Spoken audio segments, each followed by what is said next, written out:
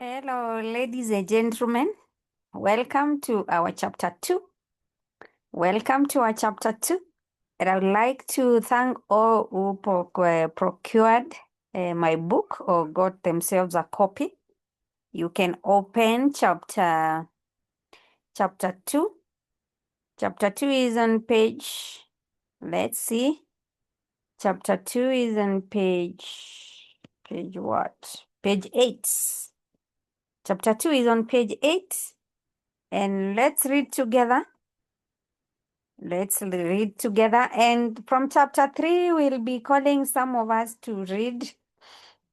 And today we want to look at the neuroscience of life transitions, or how our nervous system, how our central nervous system controls or guides our life transitions. And retirement being one of the major emotional life transition, it is controlled or it is managed from our nervous system. And when you retire, your brain experiences something similar to what happens after a stroke. Entire neural pathways that have been strengthened by decades of work patterns suddenly become unused. And this is not dramatic language. This is literal neuroscience. And this is due to the neuroplasticity of our brain, its capability to develop new neural pathways due to habits. And your brain has spent 30 to 40 years developing incredibly sophisticated pathways for solving problems, interacting with colleagues, managing professional responsibilities, deriving satisfaction from work achievements, structuring time around work demands.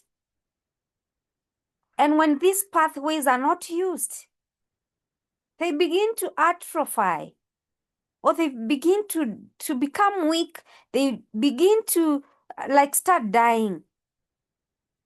Meanwhile, you need to develop entirely new neural pathways for retirement satisfaction. And this process takes time, energy, and intentional effort. The 3 phases of retirement transition. We have phase 1. This is what we call the honeymoon. And this one occurs between 1 to 6th month. And this is a sleeping in or playing golf phase. And everything feels like vacation. You catch up on projects. Maybe you take a trip.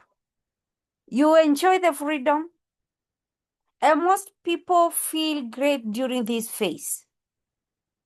And this is a trap. They mistake this temporary relief for permanent satisfaction. We have phase 2. This is what we call the disenchantment. It's between 6 to 18 months. And this is when the reality sets in. The novelty wears off. You realize that unlimited freedom is not automatically fulfilling. Many people experience anxiety, depression, or a sense of meaninglessness during this phase. And this is a trap.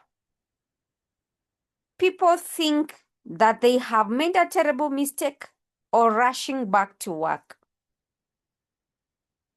We have phase 3, the reestablishment.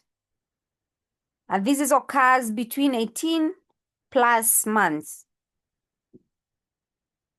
And you develop new routines, relationships, and sources of satisfaction. You create a lifestyle that works for you rather than defaulting to endless leisure. And this is the key. Most people eventually reach this phase, but those who prepare psychologically get there faster with less struggle. And ladies and gentlemen, that is what I want us to look at today. Let me know your views. Let me know whether you understand the neuroplasticity or the neuroscience of retirement. So, ladies and gentlemen, see you in our next part of chapter 2.